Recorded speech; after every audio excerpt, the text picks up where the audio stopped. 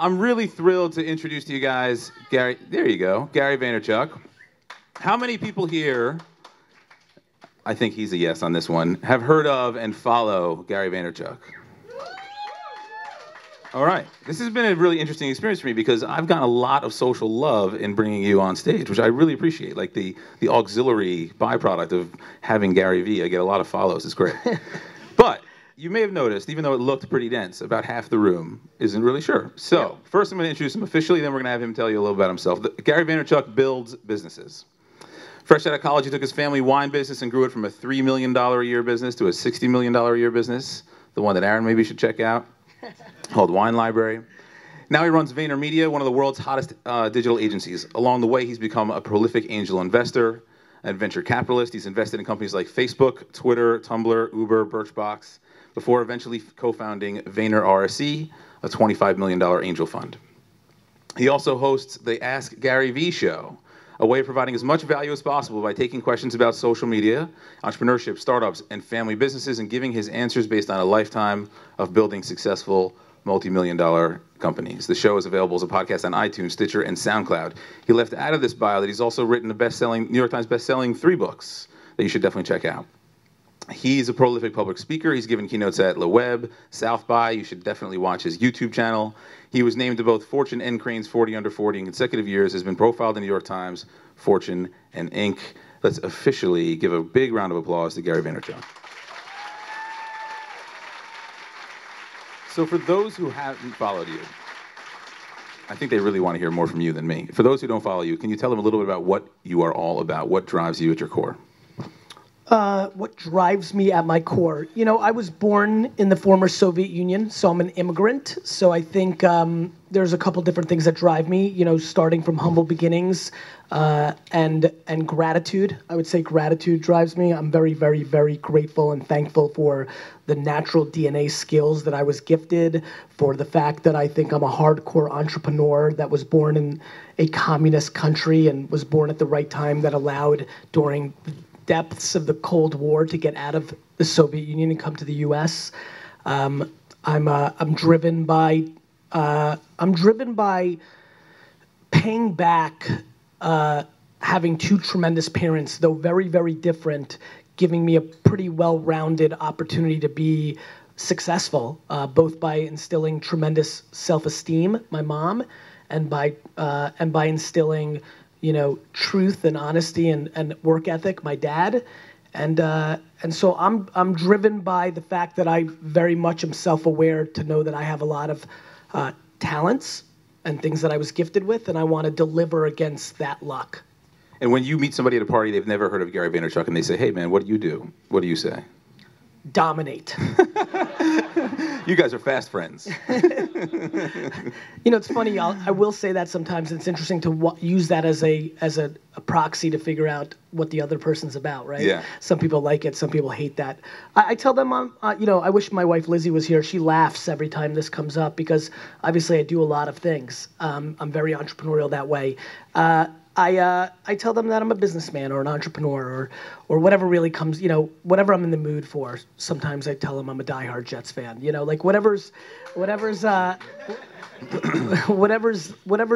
moment. But at the end of the day, I'm always very interested and thrilled to talk about myself. So as much room as they give me to talk, I'll fill them in on the whole goddamn narrative if they allow me to.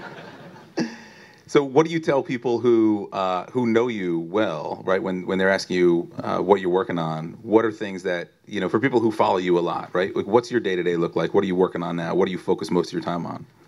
I mean, I would say that I'm primarily the CEO of VaynerMedia. You know, the company's gone from 30 to 550 people in the last 4 years. That's a lot of stuff. You said CEO, not COO, right? CEO. Yeah. I would say that more and more I'm raising a very large round for my next fund.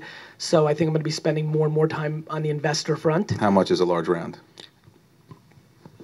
Definitely, you know, north of 150 million.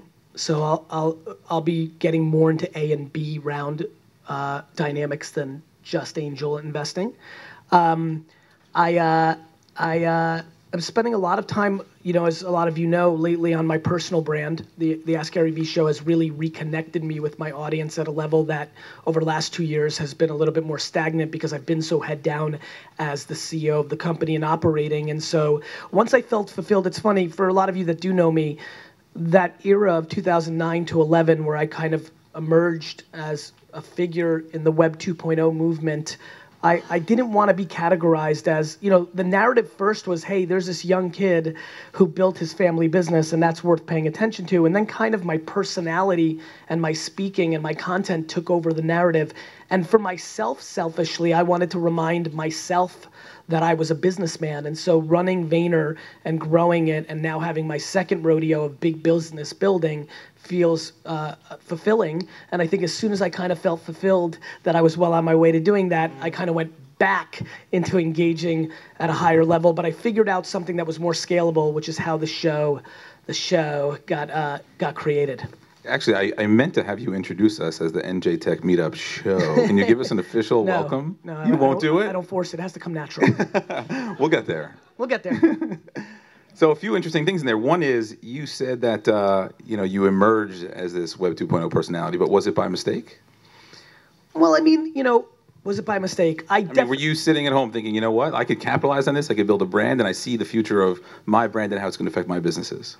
Or was it, holy shit, I got 50,000 views today on something? What happened? It was that I thought YouTube was going to be a very big deal. And I went all in on it in 2006 when, most of the world didn't know about it. And then I started realizing there was this tech community. Like even though I had an e-com site since 96, I was in Jersey. I wasn't really thinking about what was going on in Silicon Valley. And so I could tell that this was a very different internet emerging from what I grew up with in the late 90s. And I thought it was going to be a pretty big deal. And I kind of was at a place in my career at 30 years old recognizing, man, a lot of things that I think are going to happen. And it's cool that I can build a much bigger wine business because of this, but maybe there's a bigger and better and quicker path to owning the Jets. And this angel investing thing is interesting. And I just started having a really interesting time with myself a decade ago of like, hey, there's something else here that I might be able to use in a different way than just selling a couple more cases of Pinot Noir. And that became the process. And then Twitter came out. I jumped on it. I invested in it. I used it. The leaderboard came out. People cared about it.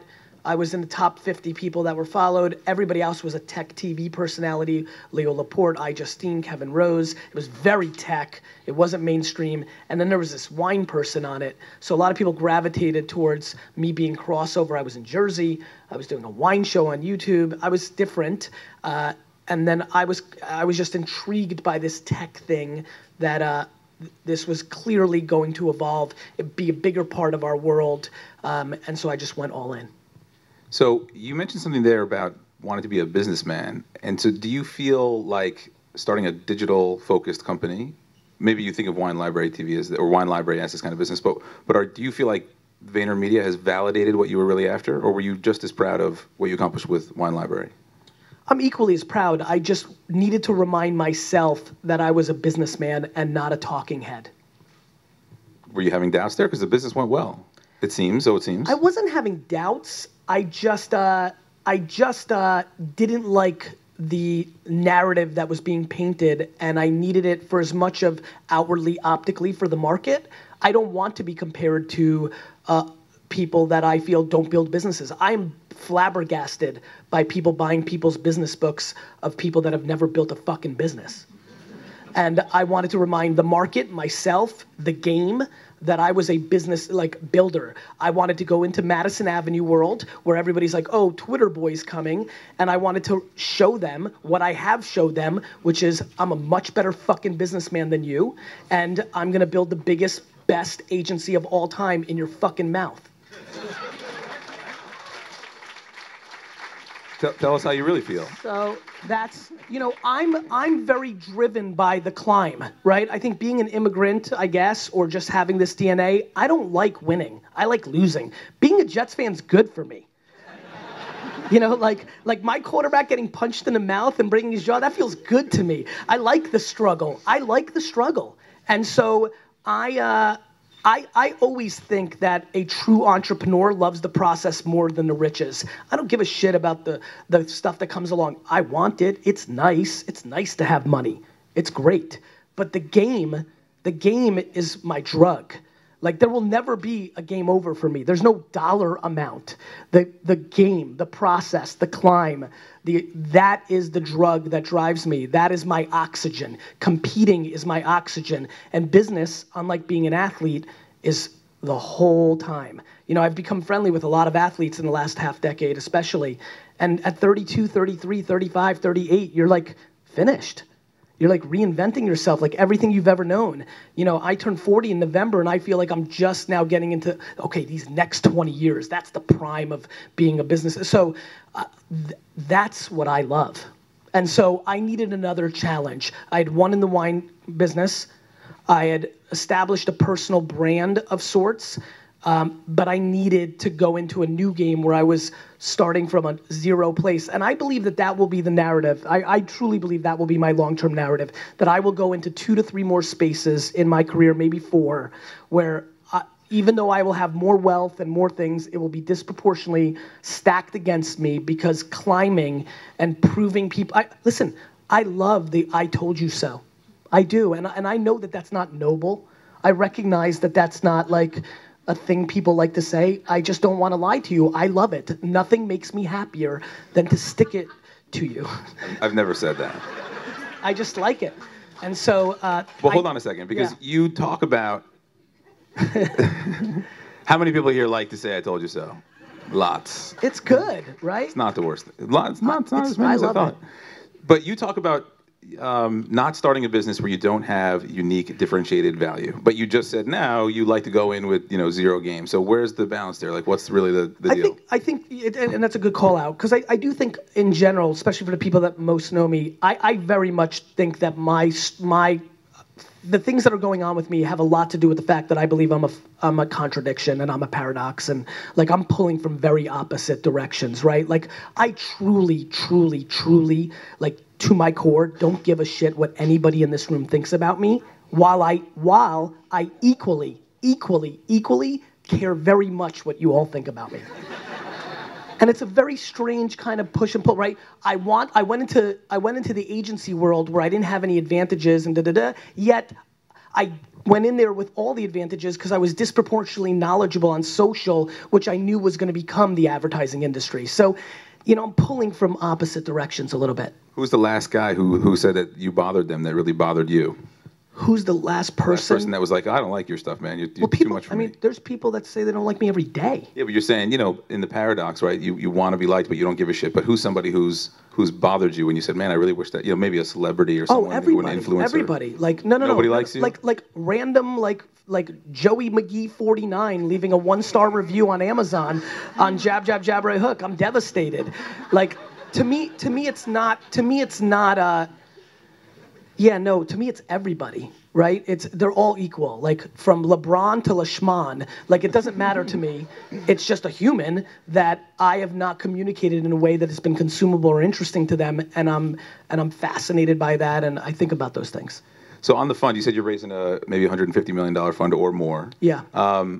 25 is a good start, but that takes a lot of focus. So yes. How much of your time do you spend investing versus now? Yeah. In the last fund? Phil Toronto, who kind of was my assistant and grew up with me and is very much my investing right-hand man, has scaled that. AJ was involved. He's helped scale that. So I'm an intuitive investor anyway, so I don't need a whole lot of data. The new one I will, and I've brought in senior partners and infrastructure from very large funds, and so there'll be more rigor and clearly there'll be things that I have to give up. I'm speaking a lot less.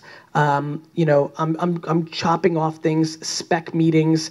I'm trying to chop out time because I'm going to need a lot more time to deploy against the fund behavior, which is going to have a standard 3-hour meeting each week, which is crazy in my world. So, I'm definitely heading towards a direction where it's going to be taking more of my time. I think there's a lot of people here and many watching who think if Vayner RC or you as an angel invest in their company, they're hanging out with you and you're like spending hours with them a week. Tell people what the reality is of when they get if they get a check from you, what that looks like.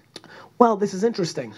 my prior behavior was, it was all bat phone. Like there was no hanging out unless you needed me, and highest use of time, right? Like just now, Button, a great startup that we're involved in, I literally, while I was sitting here and getting ready, they're trying to close an engineer, and so I emailed the engineer and said it would really matter to us if you join the team, and he just replied to me, he's like, holy fuck, Gary V, yeah, I'll join. That's good.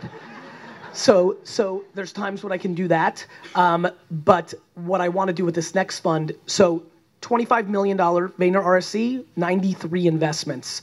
Next fund, $150 to $250 million, 10 to 20 investments.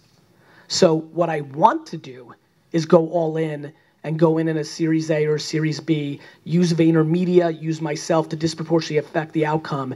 And so the behavior of an investment for me is going to change quite a bit. It's less early stage, clearly, but it's going to allow me to actually impact the result more than I've been able to in the past. So will there be a seed stage fund maintained, or you're thinking you're out? It's something I'm still debating, and the last 2 weeks of August, or the last week of August, first week of September, I'm going to go away and spend time with the family, and clearly in the downtime, I think that's probably the biggest thing I'm figuring out. If I get a vote, we need you in the seed space. Yeah, I mean, I don't think, I think, I can't leave the seed space. It's a place that I'm strong in. It's how do I do it? What do I do it? Do I team up with people? Do I do it personal, carved out? I don't know. Yeah. I'm not going to go away. I'm not going to not meet with people who've got seed investment opportunities. I just need to figure out what's right for me and what's right for them. So one of the things that I was an EIR at DFJ Gotham, a venture capital firm in the city, and I learned a lot about the venture space there. One of them was I prefer operating companies than investing in them. So I'm curious if you've had any aha moments in running the fund that have changed your perspective on, you haven't raised capital for your businesses, and so I'm curious what you think of it being on that side of the table. I think it speaks to what my next behavior is going to be. I want to be more involved. Just betting on horses and jockeys is interesting. I've made a shitload of money doing it, but it's not as interesting as having a disproportionate impact on the outcome. There's nothing bigger than running your own shit, but if I'm going to write somebody a $15 million check, I'm going to be in there, and so I want to help. And, now I have an engine, right? VaynerMedia is a true engine. It disproportionately is helping the things I'm involved with. It's nice to get paid, $150,000 a month in fee. It's a hell of a lot better to make a $15 million investment go 6x. So, you caught me off guard there. I don't know, I lost it. But when you and I met at a conference where I saw you speak at a corporate event. Chicago? In Chicago. Be careful. Well done. I often wear bright pants. Tonight I kind of toned it down, but I make sure that when I'm near Gary, I stand out. I had the big bright blues on that day. So I noticed, that's a corporate crowd. You talk a lot about speaking to your audience, being where your audience lives. And you were in front of the audience. It was awesome, but you're dropping lots of F-bombs. And I'm very curious. I feel like this is a very deliberate strategy of yours. So one is, why did you choose to do that in a space where you know that the corporate cultures tend to disagree with it? And two is, why is it censored on the Ask Gary Vee show? Am I catching that right? Two things. So one, it's actually stunningly not deliberate. I'm actually not capable of controlling my DNA. I really, listen, here's a good example. I probably am leaving more than 7 figures a year on the table because I curse in public. That's real money. That's bank, right? Like real money. I'm just not capable. Like the more they're like this size, like it gets me going, and I get very jerseyed out, and I grew up very into, Eddie Murphy and Richard Pryor, and I get a little bit of that flavor going. You were right around the Rascals Club, weren't you? What's that? Rascals? Yeah. So like I just get excited on stage. I curse. I can't help it. I'd rather not curse in a corporate environment because I know that there's other people in the audience that would then book me if I didn't. Now the Ask Gary Vee show censoring on YouTube, I don't think it's censored. The reason it's censored on Facebook is because we're running ads against it, and if you can't run ads if the cursing is going on, and so that's the only reason. Do you watch them back? No. Oh, so you've never seen it. Do you feel like it takes D-Rock's laughing. Like, I can't watch shit. I can't watch myself. What happens when you watch it? Are you bothered by it? Like, do you feel like, oh man, I should have said this, well, or I look like an idiot, or what? You've really trimmed down. You look good. No, I just don't watch. Like, I don't have time. Like, time to watch something I know what I fucking said? If I remember that I fucking met you in Chicago, I know what the fuck I said an hour ago. I'll give you that. Well, my real question there, so let's take that watching it back. How critical are you of yourself? Not at all. Yeah. So what's the last thing you fucked up that you should have done differently? I have no idea. You haven't thought back about something that went wrong? Nope. All right. Next question. There's a lot of. I'll expand because that was funny, but like I'll expand like probably like oh my God, I couldn't even begin to think about. First of all the things that I've done wrong have a lot to do with the things that I didn't do, right? Like I'm happy. I promise you, you can only be tied with me right this second in happiness in life. You can only be tied. So how in the world could I possibly look back, right? Whatever the mistakes I made, like not doing the vodka with Usher, that might have been a mistake, right? Like you know, not doing a TV show on Bravo, maybe a mistake, right? Passing twice on Uber's Angel Round, definitely a mistake. Not taking that flight to San Francisco to get into Pinterest at a $100 million valuation when I knew it was gonna pop, and just making some dumb decision. I mean, I've made so many mistakes. But when my net score is at this moment, the way I feel in my stomach, which is pure and utter happiness and gratitude and feel awesome and everything's great, then I can't waste time worrying about what I didn't do, because what I've done has been more than fine. So there's a lot of people in the audience. Gary, that's a good one.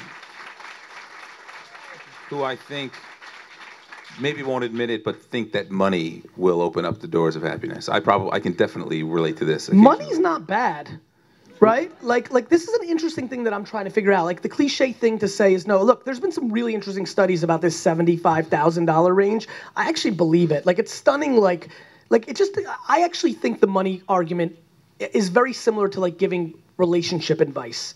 I do not give relationship advice.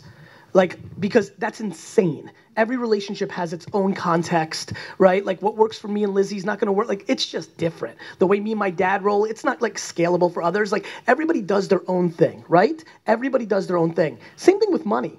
I know people that like, you know, made 100,000 like a year in their life, and that was it. They made it and they love it. And like life is phenomenal. And then I know people that make $14 million a year that are like, I need more. Like when I get there, I'll get there. You know, like I think it's a very personal thing. It's predicated on how you're wired and what you value in life.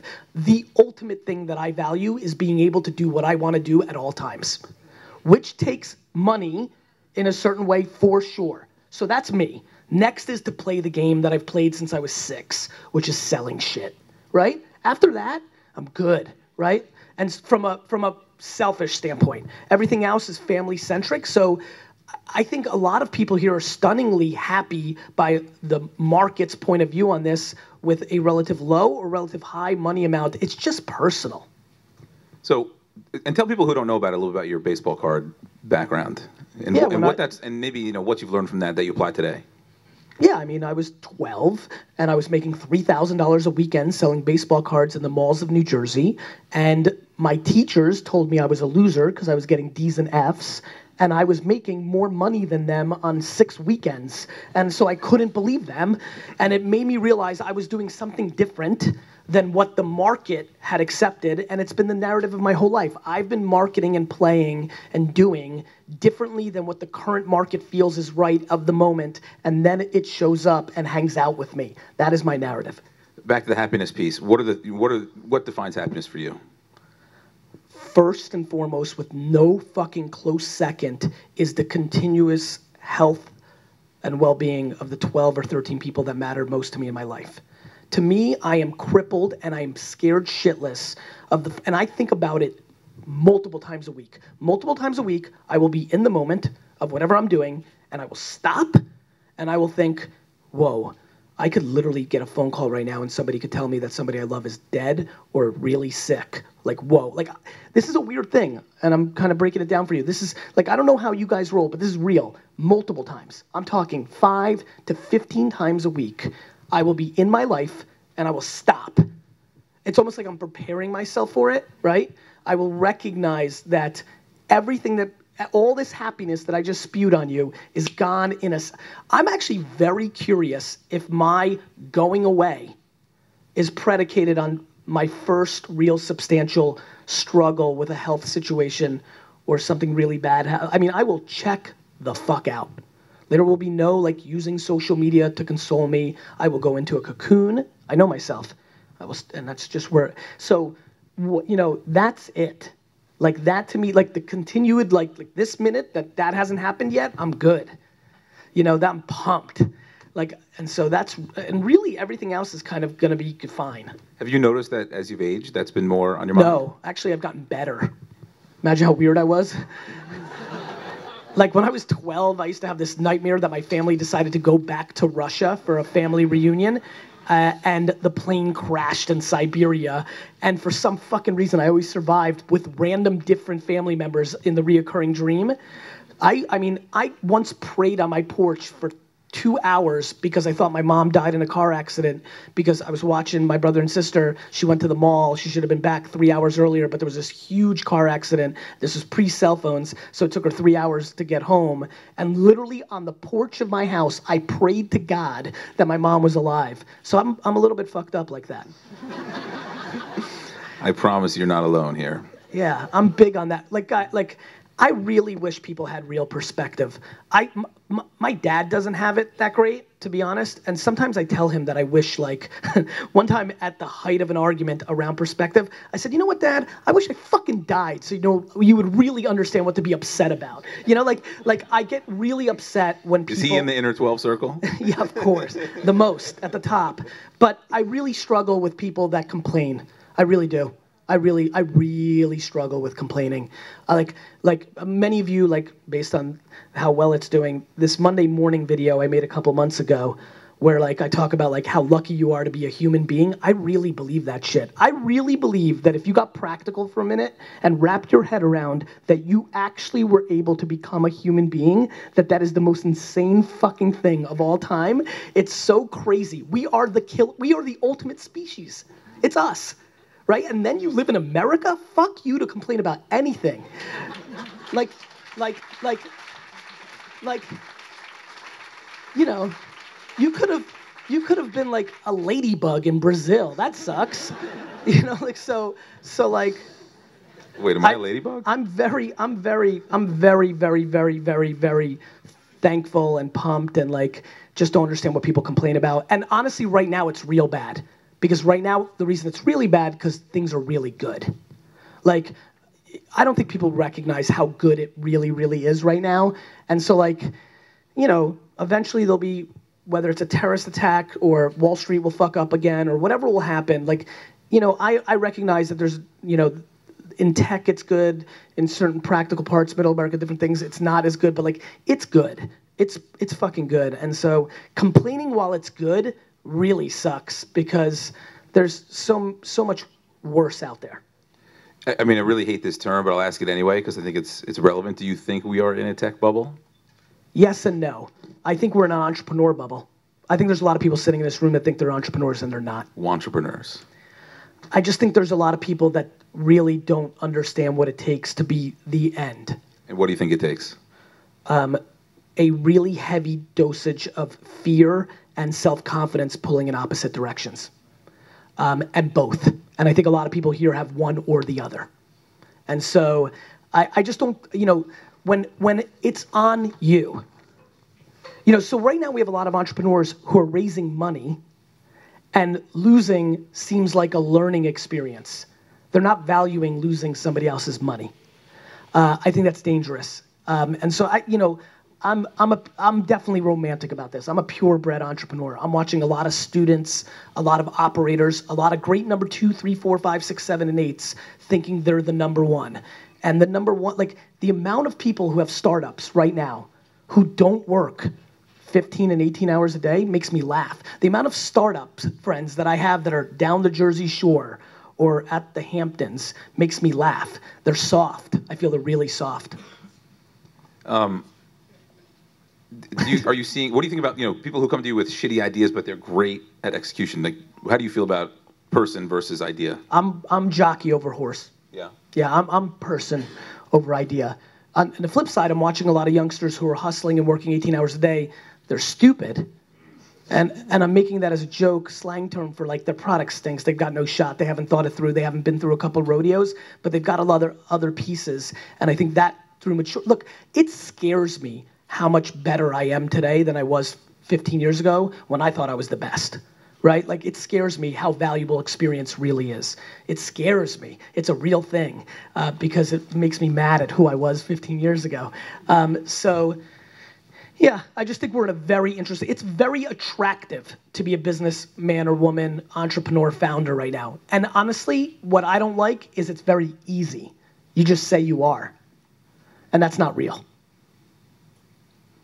So you've talked a lot about ego, arrogance, confidence, and I actually have the definition here for you because on your show you were trying to figure it out with the India. I failed school for a reason, so I don't know the true definition. Well, fortunately, there's this thing called the internet. So heard about it. Arrogance, an attitude of superiority manifested in an overbearing manner or in presumptuous claims or assumptions. I'm arrogant. Confidence, a feeling or belief that you can do something well or succeed at something. 100%. Do you think there's anything wrong with being, you've said, and I think I quote, I believe I'm one of the greats. Yes. Which I respect, I get that. I think that qualifies. It sounds funnier when you say it. I'm pretty sure that qualifies as an arrogant quality. So here's what I think about that. I think that it's equally going to be fun for me to watch this exact video 40 years from now and say that I was wrong. And I know that I will say that I was wrong if I don't pull it off. And I think that's what balances me off. So is part of your arrogance your own little trick to keep you motivated? That you say these things thinking I better live up to this shit? Maybe, yeah. I think I tricked yes. I do think that I decided in 6th grade that I was going to buy the New York Jets as something to aspire towards in a world that I want to keep climbing. It felt big. It felt like, ooh, that's a long game. That's a long climb. And so, yeah, I would say there's some definite truth to that. It seems like if that's your real end goal game, why bother with VaynerMedia? Why not? It seems like you've got the brand, you've got the connections, you could raise the capital, you could buy the Jets, you could stop punches in quarterbacks' faces. Why didn't you go right there? Because I think that I'm pretty self-aware for all my other characteristics, and I think that the way that I buy the New York Jets is by using VaynerMedia, the machine, to disproportionately create outcomes for me in the future because I've created a scalable family and infrastructure to my one natural skill, which is disproportionate marketing capabilities. I skipped the question that would have been relevant a minute ago, but I want to hit it on the... Let me explain what that means. Go ahead. Hey, Gary, what does that mean? In a couple of years, I will buy a brand or a company for $200 million, and then I will use the machine to sell it for $1.9 billion. It's scale. It's scale. So Zirtual laid off its employees very abruptly the other day. You familiar with that? I saw the headlines. Yeah, so basically... Female CEO. Correct. Yep. It raised, I forget the amount, 5 to 10 million. She put a post out today of what happened? She did. Couldn't read it, so go ahead. So I'll tell you my understanding of the situation. They had a very high burn rate, couldn't raise enough capital, had 400 full-time employees. Yep. And very, very abruptly, in a company where they preached transparency, Monday morning people get in, we're out of business. Yep. Fake entrepreneur. Yeah, that's my question. What do you think about that? What do you think the right way to handle a situation like that is? Not that. I mean, I don't want to speak to it because I don't know what the hell I'm talking about, but that sounds bad. Do you think, okay, so, well, let's talk about the real issue here. You know that your cash burn, you're always running out of money. And when sounds like not an equal balance of complete confidence and complete fear. Seems like confidence took over. And so I know you have a big appreciation for people who are upfront, but you must use respect. So what do you think would have been an appropriate time to give our employees a heads up that you may not have a job? It sounds like the CEO didn't know how to manage their business. It sounds like it should have happened 6 months earlier where she or the rest of her team or maybe the CFO, I don't know the details. Sure. So though if she's the CEO, it's her fault. Like, that's what I mean by being a number one. So it's her fault, and it sounds like she didn't know how to manage the burn, and it sounds like she should have done cuts 6 months ago. And maybe, here's the thing. I am confident because I know I can get really unfancy real quick. And you have to understand what that means. The reason that company went out of business, if it sounds like the way it went out, is maybe she didn't want to go to a co-working space instead of the office they had. Maybe she, didn't want to, believe it. Maybe she wanted to continue to fly, more comfortably than 2 connecting flights. Like, these are the things I believe. Like, you control your burn. I'm very proud that VaynerMedia and Wine Library are completely self-funded, no cash infusions to the business. Steve Ross bought a piece of VaynerMedia, but that went directly into mine and AJ's pockets, not a penny into the business. The business runs on its own cash flow. And I was very excited about AJ graduating and building a business that had a P&L instead of raising $10 million. Raising money is a really bad way to learn on how to build a business. It's really bad. It's not real. When do you think people should raise money? Well, look, I think on the flip side, raising money is great. I just know that a lot of people aren't good enough to handle it. I do think that raising money is smarter when you have leverage. So after you've scrapped it, and you made it happen, you have leverage, money will come to you on your terms versus you going out and getting it. And so I just believe in leverage. One of the biggest reasons I like to pay forward, put out content, engage, do this tonight is I want the leverage of providing value first. I always say whoever asks first is losing. And so I love providing value that way. And so it sounds like a story of clear mismanagement. What did she say in her blog post?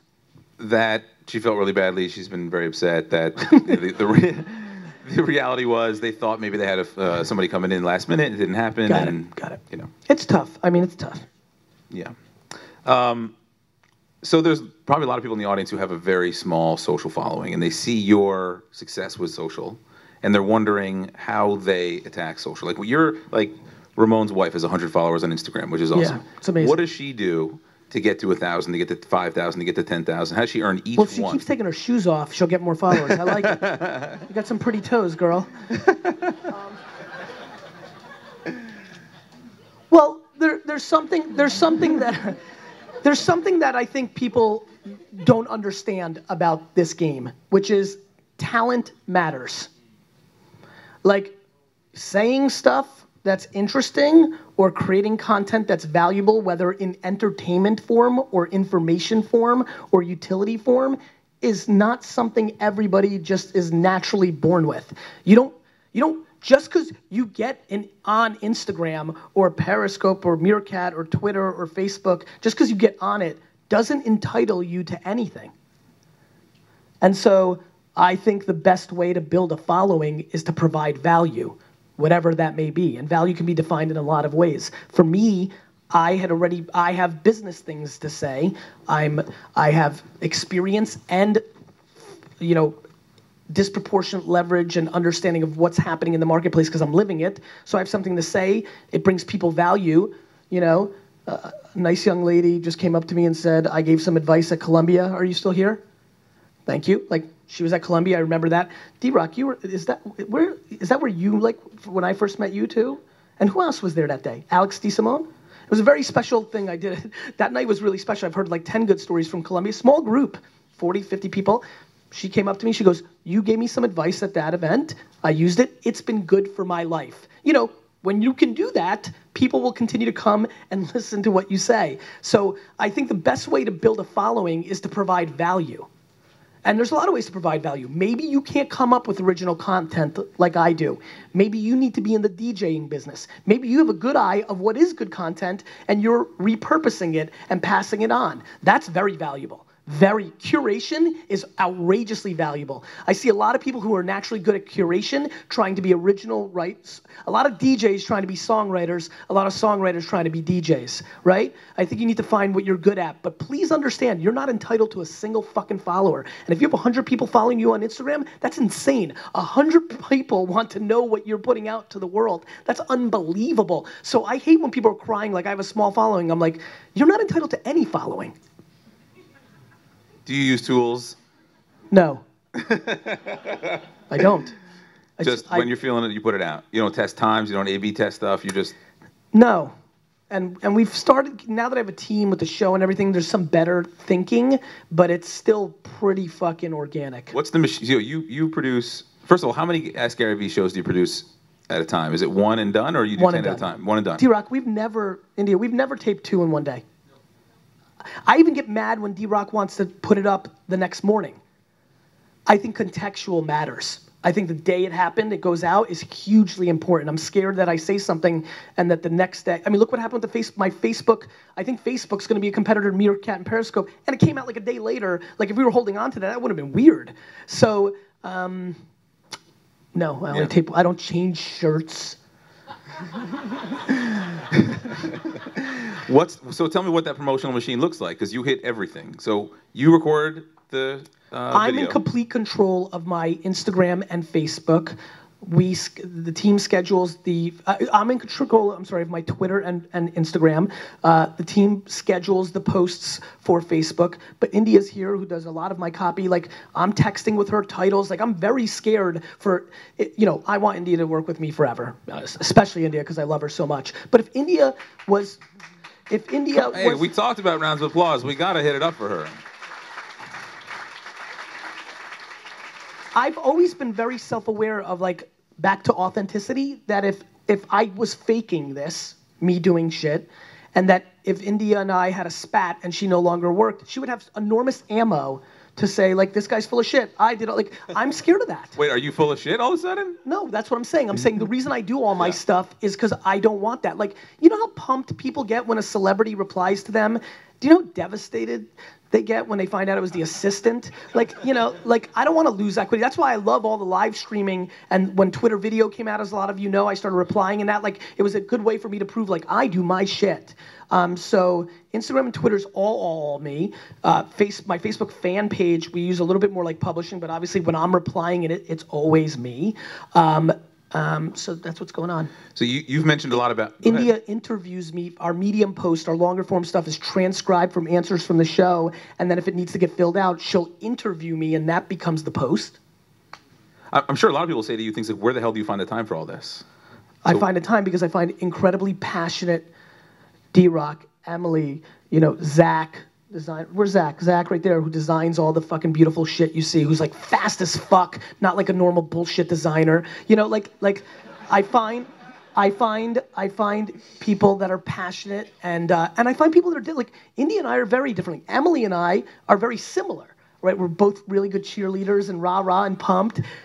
D-Rock and I have a ton of similarities, but like, I build teams. So if you're, okay, this is an important point, right? If you're just starting out, you're one person, you're two people, maybe you're three, and you know how valuable content is, but you're trying to fundraise, you're trying to build a product, you're trying to market your product. I was running a 100-person, $60 million business. I had no fucking D-Rock. I had no team from 2006 to 2014, and I did all my fucking content. But you did have a team that was like... So stop watching fucking entire seasons of fucking, House of Cards. Here's my thing on this, and a lot of you have heard this. This is a good chance to clarify it. D-Rock, make sure you edit this part. Here's my thing on stop watching Lost or House of Cards, stop complaining. People always... Here's my thing. If you're pumped with your life, and you're good, and you're not complaining, do you. Like, don't work at all. I don't give a fuck. This message is for the people like, oh, I don't have time. Like, woe is me. Like, why am I not as big as you? I don't have money. It's bad. Like, I didn't get a chance. If you're complaining, you better self-audit yourself, because if you're complaining and I audit you, I promise you, I will find 4 fucking hours that you're not doing jack shit. You're sleeping. And by the way, I'm a fan of sleep. Sleep is important. So but you might be sleeping 8 hours, and 7's cool too. That's 1, right? You're fucking, I don't know, like fucking playing mobile games? Fuck you. I've never played 1 second of a mobile game. Like, literally, like, really? Like, you've got time for Angry Birds and you're complaining? Get the fuck out of here. So my big thing is that I don't want to hear that you're one person just starting out and you don't have time for content. Your actions, my friends, are much, much, much louder than your words. Your actions are your game. When I'm 80 and I'm not one of the greats, I will look into a camera and be like, I was wrong. I had a good run. I did really nice, but I'm not one of the greats. I'm solid. I'm on the next tier, maybe 2 tiers down. And so that's the way it's going to be. It doesn't matter what I say. It's going to matter what happens. Frank, who's sitting right there, who did the Wine Library billboards that you might remember, that's the man right there. He got to see me, back in the day, and I don't remember. Hopefully he remembers a little bit better than I do, but like, I'm sure I had plenty bravado and was talking a ton of shit back then too. And guess what? I've done a lot more since then. And if I keep that momentum, like that's the game, right? Like either you're right or you're wrong. Either you win or you lose. But if you're gonna come to me and tell me you don't have time, in a world where I work every fucking second for 18 hours a day, right? You're gonna have a tough time making me feel bad that it's not happening for you, because that's part of it. Like, I love people that are like, no, Gary, I'm gonna work smart. That's good. Like, I fully feel comfortable. I'm working fucking smart as shit every minute. Like, putting in the work matters. Like, it just does. Like, talent is massively important. But putting in the work matters. And it's fun for me to see Sugar Ray and people of this generation. Like, those guys, stand up, you guys. I love you guys. You always come to my books. Let's clap it up for these guys. I want you guys, I want. Well, listen, you better fucking take care of your health because I need some more time and you're old. So get your shit together, Sugar Ray. Time out of your family and calling me up and my wife to wish us a 50th wedding anniversary. Thank you. You're welcome.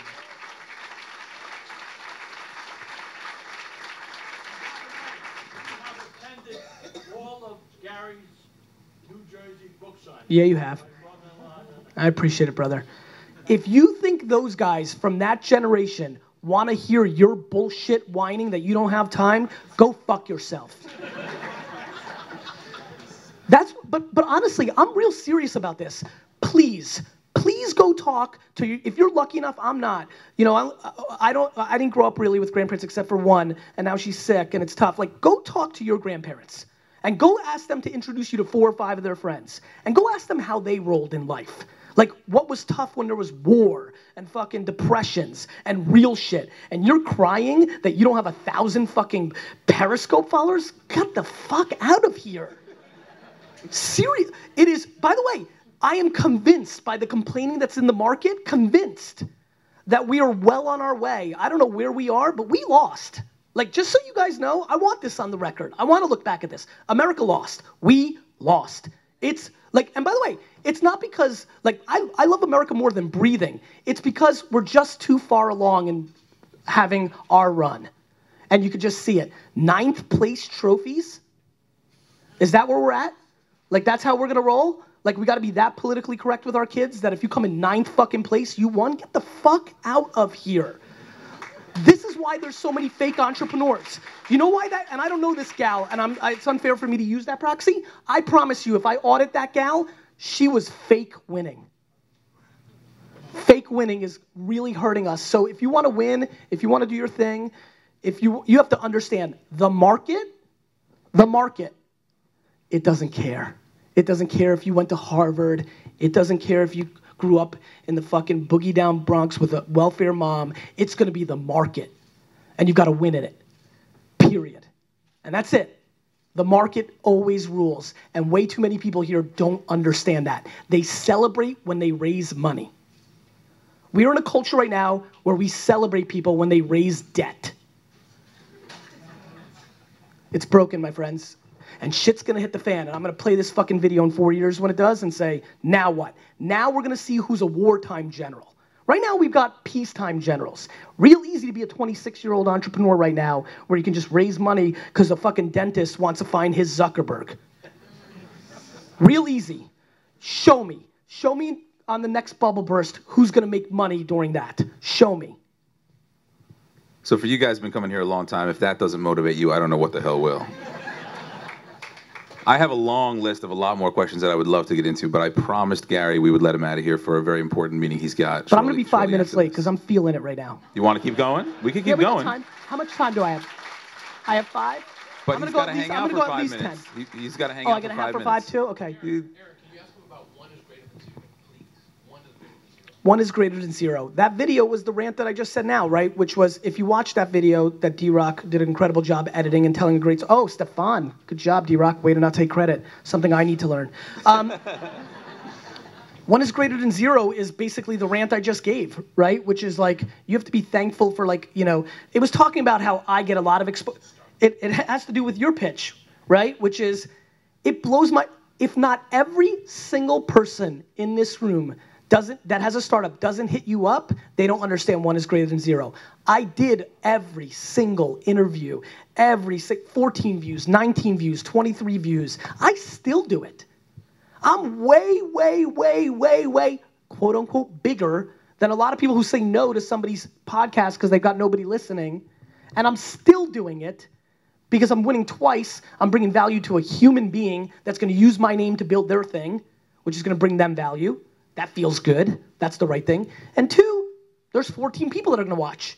And of those 14, 7 might not know who I am.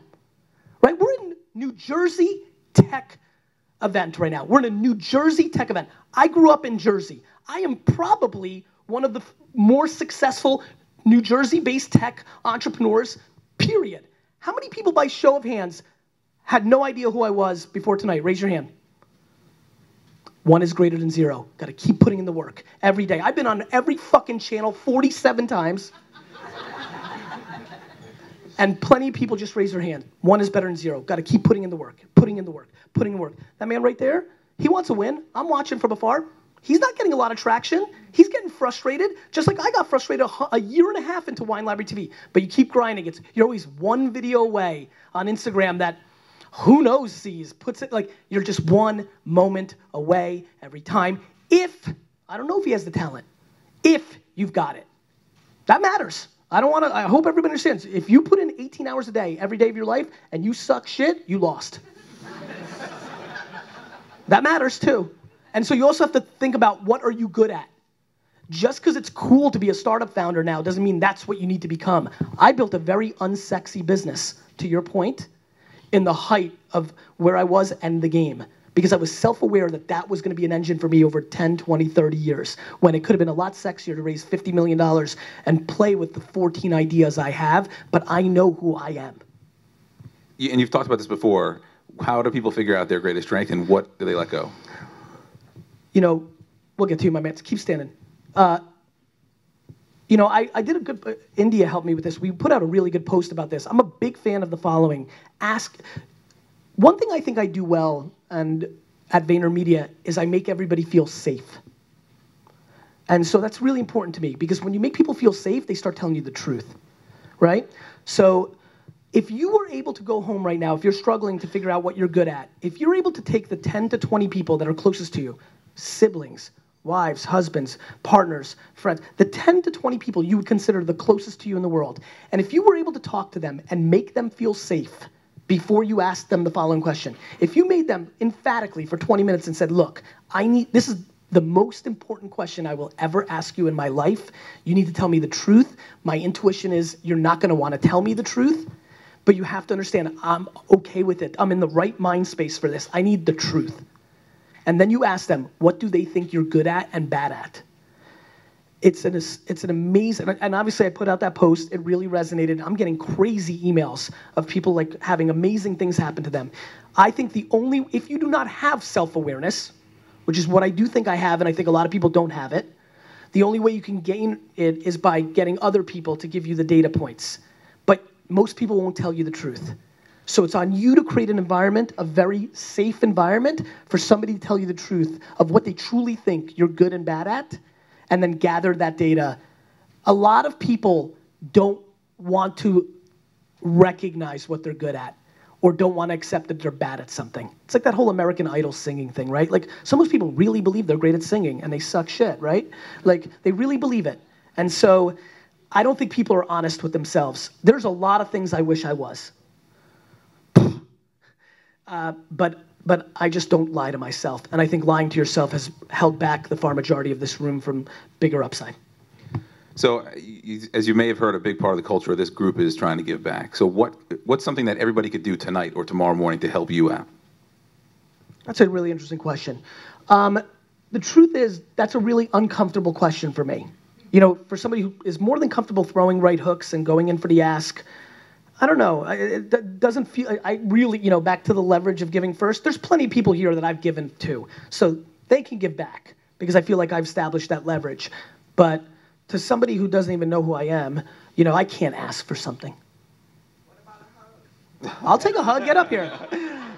Get up here. I'll take the We'll hug. do a hug. And let's ask that man. Yeah, what's your question in the back while she makes her way up here? I'm all about hugs. Thank you, darling. Instead of the NJ Tech Meetup high five. Big round of applause here. Come on. This is her second event. I know she's going to be coming back. Is that the one right there in the middle? Yeah. Oh, standing, yeah. Stand up, I mean, speak up just a bit. Thank you so much for keeping it real first and being very sincere. So my question is, like, you speak about awareness and developing it. But what makes you different is that you have an elite level of awareness. So my question is, how do you get your level of awareness from average or good to elite level? That's my question. I don't know. I swear to God, I don't. My God, if I knew how to teach self-awareness, I'd probably quit right now and do it, because that's how I'll buy the fucking jets, right? Like, and I'm sure a lot of people can raise their hand and give their rationale to how you do it. It's pretty intense. Like, if you really settle into really thinking about this, and like, I think to the 50 people that I know the best, yeah, and I think about the 4 or 5 that I've desperately, through my entire life, have tried to help somebody who I appreciate. I do think I'm outrageously self-aware. It's probably my superpower, right? Like, I don't know how to instill it other than creating safety and honesty, communication. I just keep pounding at these core things. I really, really, really believe the thing that's holding people back is the romantic version of who they think they want to be or who they think they are versus who they actually are. I mean, it is a big deal. I really, truly, back to an earlier point you made, I really, really, really love myself a lot. I really do. But because I love my shortcomings. Like, they're just me. Like, no, everybody's got them. You've all got shortcomings, and we've all got strengths. It's just, there is no perfect, right? I mean, that's why I'm so enjoying all of these Tom Brady email leaks. His perfect is going away really fast while he's complaining about his pool covers. So, I think that there is no perfect. And so I don't know, to be honest with you, but I do know that it starts with you being open to going there, right? I know that that's right. I know that I'm completely, you can't just say it. You know how many people in here that I know intimately say they're hustlers, and then I watch because I'm curious, and they're just not? So you can't just say you want to go up there, because if you're gonna go there, you're gonna have to look a lot of shit in the face that you're not gonna like. I had a struggle through all my 20s. I had a meeting with my team the other day that I struggled with in an intense way because I was giving negative feedback. It's so uncomfortable for me. I'm bad at it. And what did that mean in my 20s at Wine Library? It meant I was full of shit. It means I couldn't tell you to your face you sucked, and I figured out ways to get you out, right? That was something I had to, like, in an authentic world, I had to realize, holy fuck, I'm full of shit. Because I'm not good at negativity, and I can't give you real feedback. And I've learned, and I'm a much better operator at VaynerMedia in giving that feedback. I'm not even close. Emily is a good example. Like, I've been able to give her real feedback along the way, something I would have never been able to do. And so you've got to open up yourself to looking things that everybody in here right now, in a second, can think of something that they're not good at, that isn't noble, that they're a bad person in a second, that they know they haven't addressed yet with themselves. That's intriguing. That's the beginning of the process. It's interesting shit. Thank you. You got it, my man. I don't think we have time for these, but it's up to you, man. I'll keep going a little bit. All right.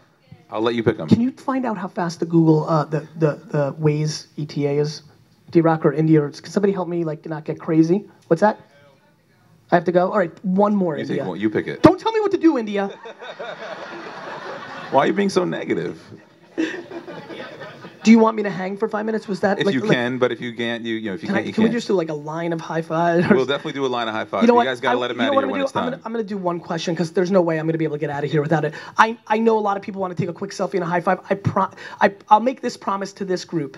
I will do something in early 2016 just for this group that you'll manage, where I'll try to like do some sort of thing for an hour where I can high five and hey, like whatever I'm missing right now, I'll make. But I have to run the fuck out of here.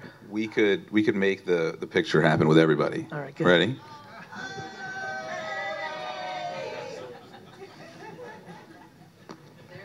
Awesome. right. Let's ask Let's this take the man one right question. What do you got? Google just announced they created a whole new company Alphabet. called Alphabet. Right. Okay? All the journalists were surprised. Surprised, yes. And I was not. Because? Because of all the stuff you've been saying over all this time. They basically stole their idea right from you, just like Eric Schmidt 10, 20 years ago, took Android, took Google, went to Steve Jobs, took the best idea Steve Jobs had and brought it to Google. I'm very flattered. First of all, I'm not completely sure what you're referencing, but like, I trust me, my ego's big enough that if you think that they're stealing stuff from me, I'm very flattered. Here's what I can tell you. Here's how I interpret it. I just don't think they want to run the search business anymore, the original founders, and this gave them a way to kind of focus on some of the other stuff, but I appreciate that, and I appreciate your support all the time. Listen. A really fast follow-up. What do you think about non.com domains? Because they were abc.xyz. Yeah, I'm very intrigued by that space. I'm a big fan of the following. My last name is Vaynerchuk. I would not call that awesomely branded, right? I would also say I made a massive mistake when I signed on to Twitter by creating the username Gary V with 2 silent E's. I'm a very big believer that you make the name, that the name doesn't matter, right? Google and Facebook and Snapchat didn't mean shit to anybody in here until they made it mean something. And so I've never been a big, you need to own this name or this and that, because I think it's the execution that makes the name, not the name that makes the execution. So I will say this. I really appreciate all of you. I may jump on some live stream on the way home right now if I didn't get to answer your question, or I might answer some questions on Twitter. Jersey, I love you. I'll see you later. Hold on. I'm going to let you go in a second. So first thing is, sit down, it'll be 30 seconds. The first thing is, I know you have a high bar, and your greatness bar is you think it's got a long way to go, but I want to tell you on behalf of this group, on behalf of myself, we think you're one of the greats, so thank you very much for that. The second thing that you didn't know was coming is that I teamed up with the mayor, who I think had to leave, and you've earned the second Certificate of Mayoral Recognition and Excellence in Innovation. Yes! Mom! We did it, Mom! We did it! And with that, you can go, buddy. Thanks a lot. Appreciate it. Yeah, you too. Thank you so much. Absolutely. Come back. You coming back, bud. All right, we're going to let him, you guys got to let him go. Hang out for 5 minutes. We're not done. Don't get up. Let him leave. He will respond to you. You heard it. All right. Big round of applause for him on his way out. And thanks to his crew, too, by the way. We like you guys. All right. So take out your phone, and we're going to play a little trivia game and give away the Audience Choice Award. All right? I see you guys leaving. You're breaking the rules. We'll be done in like 2 minutes. 2 minutes for real. 30 and 2 minutes. So call that number. All right? Get your keypad out. Hit extension 106. Hopefully it's working.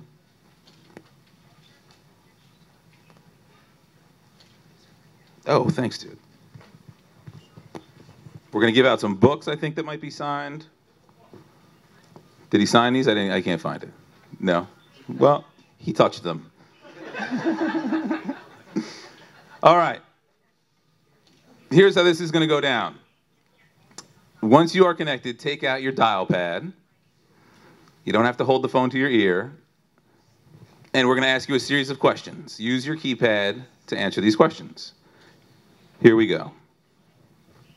So use the numbers on your phone to answer. The faster you answer these, the more points you're going to get. Which of these is not in the top 3 in e-commerce sales per capita?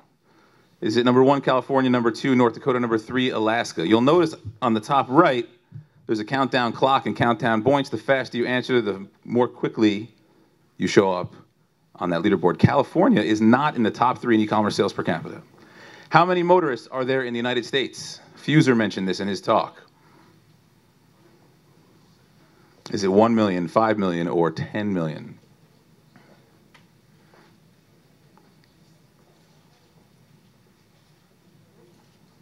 $10 million.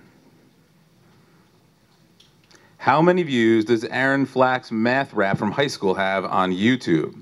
Is it 4,000 plus, 40,000 plus, or 4 million plus? 2 seconds to go. 4 million, that's insane. The rap wasn't that good, man, I gotta tell you. Who should win tonight's NJ Tech Meetup Audience Choice Award, including this rebranded trophy? Is it Cosmic, Gravy, or Fuser? 5 seconds. And it looks like Cosmic is our winner. Are you going to Ainsworth after this for drink and food specials and networking? Si, senor, or no, and build a wall?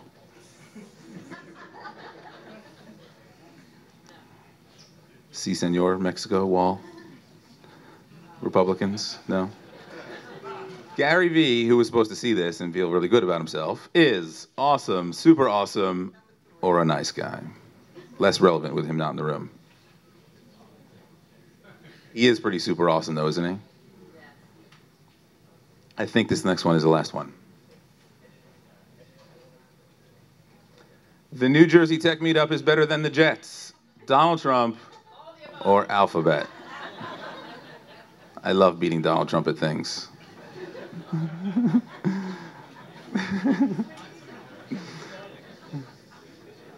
All right.